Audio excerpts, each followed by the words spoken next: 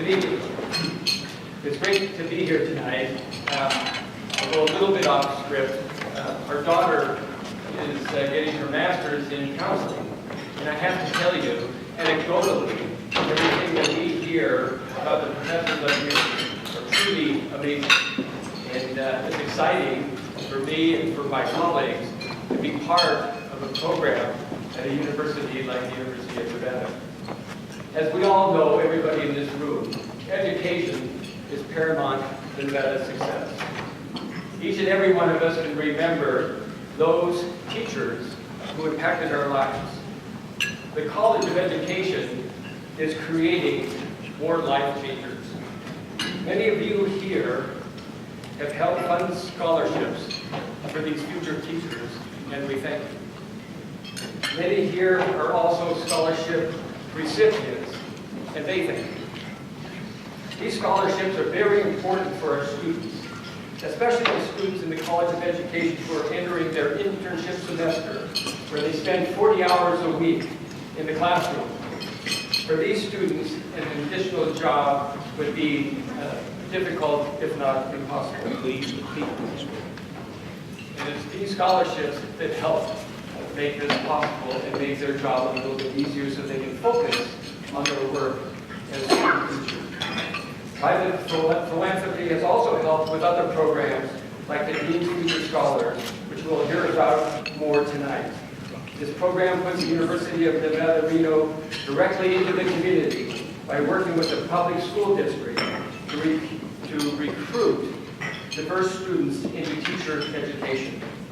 The E.L. Ford Foundation Center for Learning and Literacy, which by the way is celebrating its 50th anniversary, is another program that tutors children in grades 1 through 6 who have difficulties learning to read, write, and to spell. Another program that we're very fortunate and proud to have is the Levinson Foundation Elementary Education Math and Science Masters Cohort, which focuses on math, science, both key areas for our state's future. The interesting thing about this, Mrs. Dorothy Mendelson is offering, as part of this program, 12 K through 6 teachers in the Washoe County School District the opportunity to come up here and earn their master's degree in elementary education with an emphasis on math and science. This gift covers the cost of tuition for the duration of the program and enables teachers who might not otherwise have this opportunity to study and get their advanced degree up here at the University of Nevada. So these are just a few examples of some of the amazing programs and the scholarships and the examples of what you in this room are doing to further the College of Education, our students, and let's face it, it's all about our students, and it's moving Nevada forward. So enjoy the evening and thank you very much.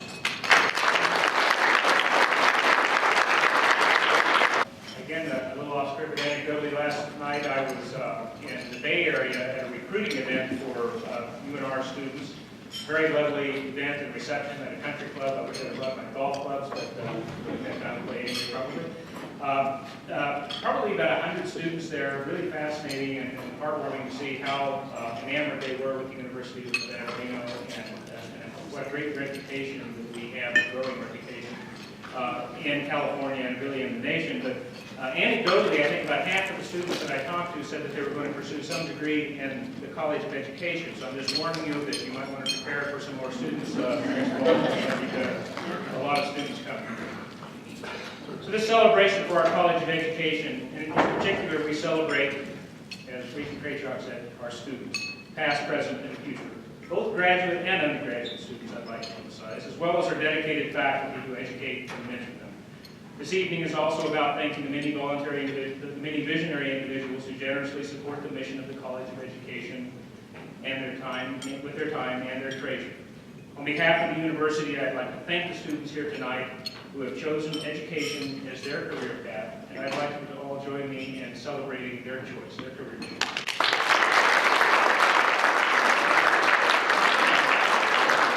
Students may or may not remember the late Carnegie Mellon professor Randy Posh. He had a book that was called called The Last Lecture. And if you haven't read that, I encourage you to do so. I think that some of his words have extra significance at an event like this one. Professor Posh equated the teaching to the achievement of dreams. Not only achieving your own dream, but helping others achieve their dreams as well. He said, it's not about how to achieve your dreams, it's about how to lead your life. If you lead your life the right way, the karma will take care of itself. The dreams will come to you. Our College of Education plays a critical role in the fulfillment of our institutional mission as well. In addition to preparing the educators of tomorrow in all key fields, potential teachers, human development specialists, educational leaders, and counselors, the college represents one of the key drivers in the advancement of our university's national and international reputation. In our recently completed institutional strategic plan, we identified a number of goals that we simply won't be able to accomplish without the critical work that is done on a daily basis in the College of Education. The strategic plan goes into some detail about the value of P20 education and how the university, with the help of the community, must invest in disciplinary and interdisciplinary research areas that would build on our existing strengths and programs within the College of Education. In addition, the plan encourages collaboration across the university with other NC institutions, such as our colleagues at TMCC, with our school districts, all to improve college readiness and high school graduates who are ready to be successful in college. Dean Coll may say something about this later, but I can't resist talking to you a little about one of the initiatives that I'm very proud of and that the College of Education has taken a significant leadership role in, and that is the U-Teach model of secondary STEM teacher education. The U-Teach program was created by the University of Texas approximately a decade ago, and it recruits college students who are studying STEM subjects into secondary education teacher careers, enabling them to receive both a degree in their major and teaching certification without additional time or cost. The College of Education recently partnered with the Colleges of Science and Engineering in obtaining a $1.5 million grant from the U-Teach Institute, which is funded by the Howard Hughes Medical Institute. UNR was one of only 5 universities in the nation to be selected for funding, and these resources will provide a dramatic jump start to our program, which we are calling Nevada Teach. The program includes many innovative elements, such as mentoring by master teachers and classroom experience throughout the students' 4 years of college. Nevada Teach will increase the number of STEM secondary education teachers who have degrees in STEM disciplines, helping them to address a critical shortage for our state. It also marks the beginning of a statewide effort that will be led by UNR and the College of Education. Nevada Teach has already been endorsed by the State Superintendent of Education, Dale Arteaga, Washoe and Clark County Superintendents, and Nevada System of Higher Education Chancellor Dan Pledge. UNR has also signed a memorandum of understanding to partner with UNLV and the Nevada State College in implementing the U-Teach model at their institution. So I'm very proud of the College of Education's leadership in this initiative. We're also actively looking to provide programs to develop early childhood literacy and school preparedness for pre-K and grade 3 children, and in particular to prepare our youth for college readiness through experiential classroom, outside the classroom educational programs, such as the highly successful Dean's Future Scholars Program, which you just heard about, which is founded here in the College of Education. These and many other initiatives that the college is embracing require extraordinary commitment by faculty, staff, and administrative leadership such as Dean Coll. Realizing the full potential of these initiatives also requires resources that are beyond the capacity of the college or the university. The people in this room tonight, the students, the faculty, the staff, the friends, alumni, and donors of the college, all play a critical role in perpetuating the outstanding legacy that our College of Education has forged since it became a college in its own right more than 60 years ago. As many of you know, my previous residence was in Louisiana. I spent about 24 years there, and one of the dishes that we love there is gumbo. And gumbo requires lots of ingredients. Everybody makes their own special kind of gumbo, but the gumbo is not complete without all of the components that make it such a wonderful dish. And that gumbo is what we have here this evening. The administrators, the faculty, the students, the donors, it takes all of us participating in this to generate this wonderful gumbo. And I just want to tell you how grateful I am for the gumbo that you created. All right, enough gumbo. I'm not saying it's soup or anything like that. No, on behalf of the university, I'd like to extend my gratitude to the many individuals and groups who, through their generosity, have helped these young people who are with us here this evening, and many others, on their journey to becoming teachers and educators of tomorrow. The College of Education has a truly exciting future ahead of it, and I thank you all for being part of it. Thank you.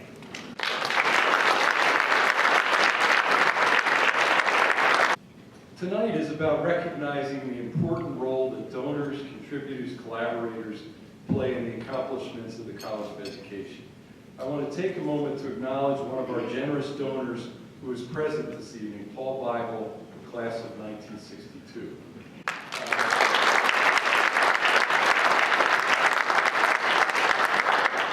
Paul and his late wife, Judy, class of 65, established the prestigious Judith S. Bible Teaching Excellence in Education Award in the College of Education to reward and recognize outstanding faculty members.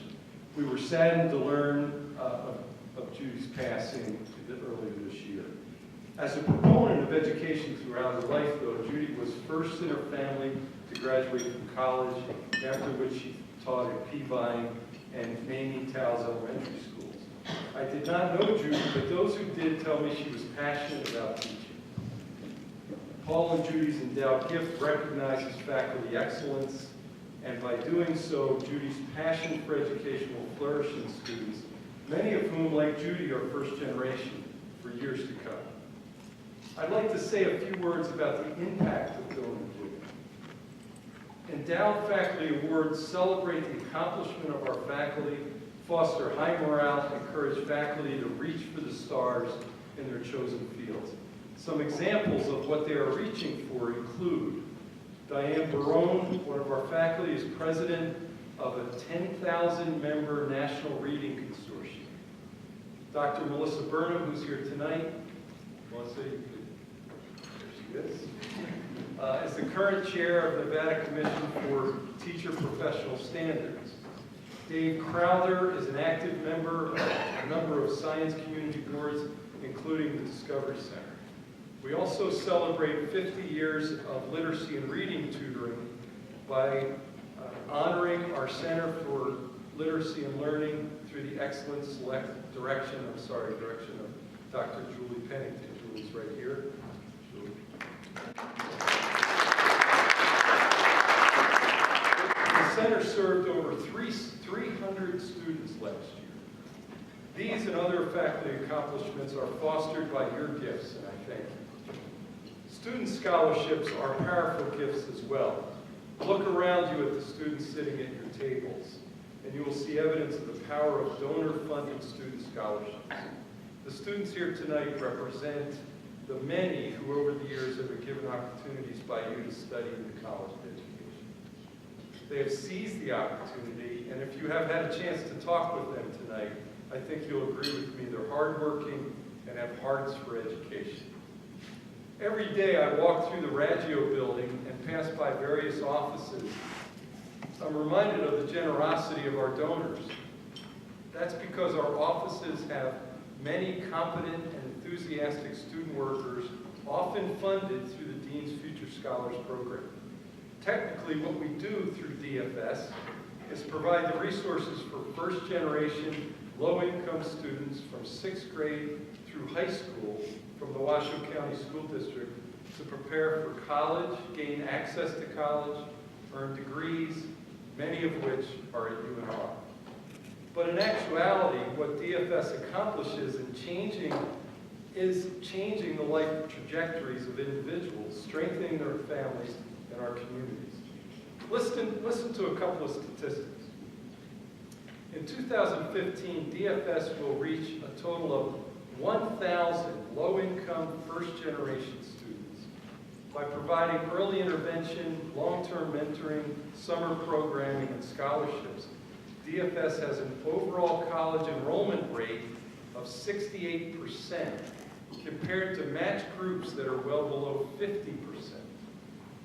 And DFS reached a record-breaking high school graduation rate last year of 98%.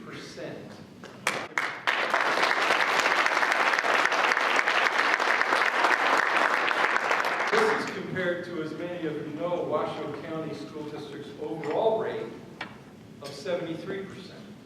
Just incredible. One of our program scholars, Maribel Ramirez, will be speaking with you about her experiences with the program later tonight. But I don't want to leave this topic without recognizing the administrators who work hand in hand with donors to establish this program. With us tonight are former Dean of the College of Education, Bill Sparkman,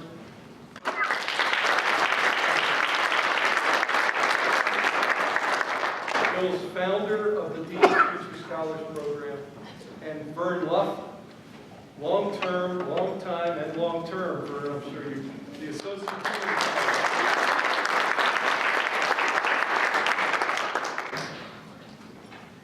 Well, I have the chance, I want to also recognize our current Dean of the College, or Associate Dean of the College of Ed, Tom Harrison.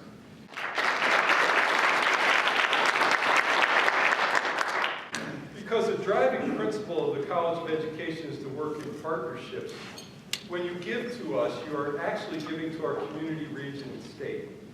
For example, in the 1990s and early 2000s, the College of Ed reorganized our elementary and secondary program delivery to quickly produce more teachers, responding to teacher shortages in Nevada.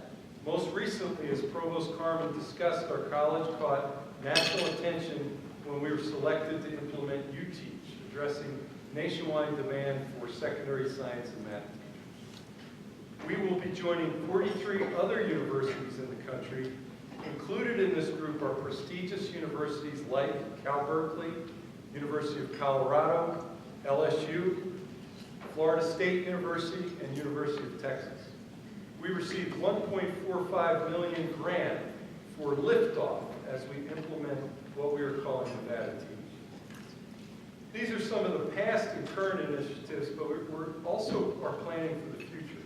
A top priority in the College of Ed is to expand our graduates working outside of secondary and elementary education in crucial areas to society, including higher education administration, counseling, and early childhood. Of course, one of our cornerstone programs is preparing students to become K-12 teachers. I'm sure you're well aware that nationally, K-12 education continues to be under tremendous scrutiny regarding the quality of teachers. We at the College of Education welcome external scrutiny because invariably, within criticism are opportunities for growth. As Aristotle put it, to avoid criticism is to say nothing, do nothing, be nothing. Part of the College of Education's plan to respond to the scrutiny is to implement a comprehensive assessment system which will help us systematically give early and ongoing feedback to each and every student majoring in education. This will allow us to identify students who are struggling in certain academic or teaching skills and provide them with immediate intensive aid. Another upcoming initiative is to grow our doctoral programs. UNR's College of Ed is poised to become one of the few colleges in the country to offer a PhD in English language learning. These doctoral grads will address pressing national concern of educating P through 12 students who aren't proficient in English.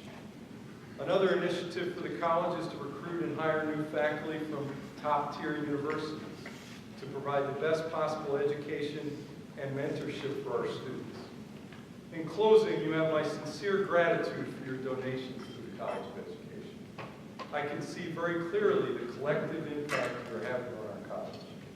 Faculty morale is high, graduates are being placed in meaningful positions in the community, region, state, and nation, and our students are thriving. A few weeks ago at our town hall meeting, I asked students why they chose the College of Education. One student said simply, "I want to pay it forward. People help me change my life through education. I want to do the same for others." Thank you for giving me the privilege to share stories of what the college has accomplished because of your generosity. I'd like now to invite Marluz Garcia, the Director of Dean Future Scholars, to introduce Maribel Ramirez, who will share her story about her involvement. Thank you. Can you hear me? Can't hear myself. I just wanted to say thank you for having us tonight. I see a lot of friendly faces in the crowd, and I just want to extend my gratitude and appreciation for all the years of partnering and support, but I can't get away without calling a couple people out right now. Matt, Akira, and Jade Ford, can you please stand up? These are Dean's Future Scholar students that I didn't know were going to be here tonight.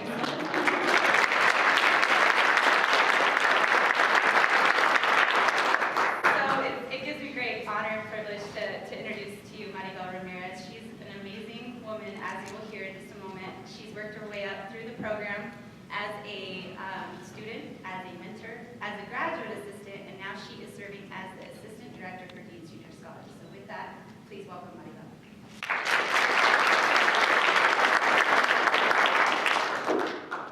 So as mentioned previously, my name is Maribel Ramirez, and I've had the honor to speak today in this event.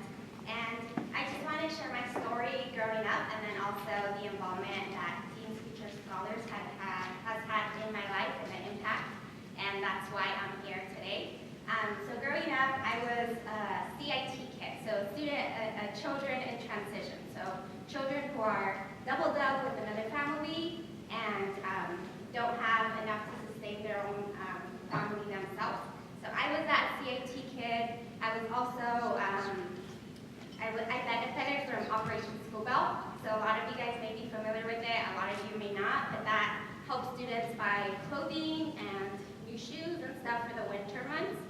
And I remember going, because I previously went to Sierra Vista Elementary School, which is now called Lemelson, and I went to Louis Booth and to all the Title I schools, and I remember going to the Operation School Bell and getting my new clothes, but it wasn't that made a big impact in my life. It was the little tissues that they gave us for the winter. I didn't even want to use them. Like, they're the ones you can buy at the dollar store now. But I would like take them out, unfold them, and fold them back in because I appreciated that so much. So the little things do matter.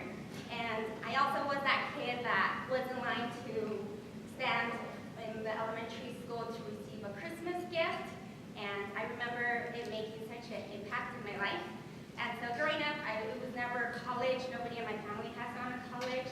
And my parents didn't go to college. Extended family members haven't gone to college. And so it was definitely an impact. I actually wasn't recruited in the 6th grade because my family wanted to move down to Mexico and thought that it was going to be better down there. So I actually went to school in Mexico for about 2.5 years. And then I came back in middle school. And I still didn't know I was going to go to college. I went to Trainer Middle School when I got back. And then I actually attended Hug High School, and that's where I graduated from. And it wasn't until my junior year in high school I had a really good teacher who actually told me, "What are you going to do when you grow up?" And I said, "I don't know, just work." And she's like, I want you to talk to the counselor, who was not even my counselor at HUD. And she introduced me to the former director, Bob Edgington. And he's all like, "You're in." I had 4.0s, I was making classes, honors classes. He's like, "You're in." And so I actually started the Dean's Future Scholars Program my junior year in high school. And so I talked to my parents about it. They were excited. It was like, okay, I can go to college. And then actually my senior year in high school, I got pregnant. So I was 17, and I got pregnant, and I was like, oh man, I'm not going to be able to do this. This is going to be difficult. And I remember Bob talking to me one time, and he actually told me, he's like, "Honey, let me take you to coffee." And we call it the Bob Talk. And he told me, he said, "You know, you have such potential that I want you to succeed in college. Have you ever thought about adoption?" And so I said, "No, Bob, that's like, no, like I wouldn't be able to do that for my culture and stuff. That's like not an option." And so I actually kept my baby. I was a teen mom. I moved out. I got married actually, and I started college at UNR right after high school. I was enrolled full-time, and I actually gave birth to my son in the middle of midterms. He was due the 1st of October, but he was a September baby, so he barely made the September cutoff deadline. And so I only actually had like a week and a half to get everything done and go back. I mean, I was the first generation of low-income student, testing college, being independent, working full-time, being a full-time student, and I came back in a week. I had to leave my son. We had family members take care of him, but then he eventually started daycare. And so right after that, I actually received a 4.0 GPA my first semester at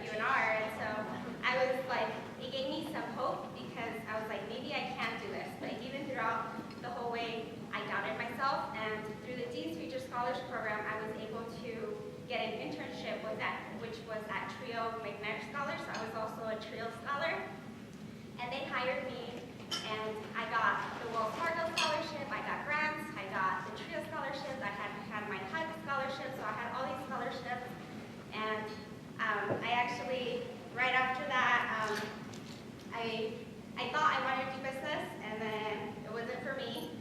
And after being a mentor and stuff, I realized that I really wanted to go into education. So I received my undergrad in elementary education, and I was so thankful for all the impact I had received in my life and for all the difference that people, even though they doubted me, my family doubted me, they looked down upon me. I knew that it was proof to show others that they could also do it regardless of where you come from. And Bob, again, he talked to me 2 months before I was going to graduate with my undergrad, and he told me, have you ever thought about grad school? And I said, no, I haven't. He's like, well, we'll have a GA-ship position. We would love to have you. And so through the GA-ship, and then I applied for the Nevada Women's Fund Scholarship, and I received those, so I was able to start grad school. I actually received my first master's in educational leadership and higher ed administration last year, and I'm currently finishing up my second master's in counseling and educational psychology this May.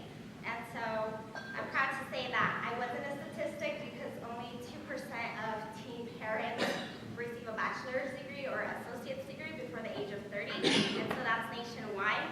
And at the age of 24, I'll have my 2 masters and my bachelor's degree, even though I did get pregnant at 17. And so through the Dean's Future Scholars Program, it allowed me to branch out, it allowed me to become a mentor, interact with students, become a graduate assistant, and now be assistant director. And it's really made such an impact to my life. And I want to recognize 2 of my advisors here, Rita Ladin from Educational Leadership.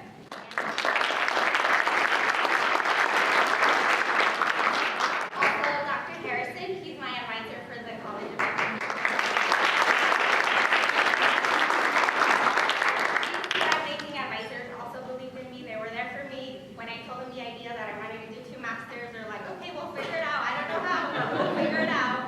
And so they were able to guide me through the pathway as well. And I just want to thank everyone in here, Dean Sparkman, for initiating Dean's Future Scholars. I mean, if you would have never started it, I wouldn't be here, So thank you so much.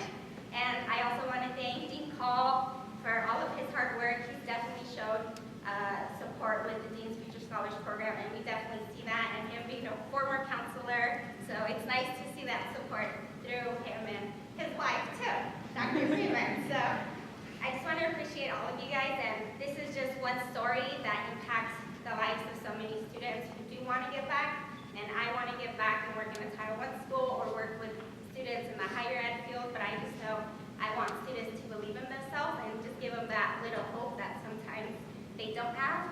And so you guys all do that to some extent without even knowing it, so I appreciate all of your guys' support. Thank you.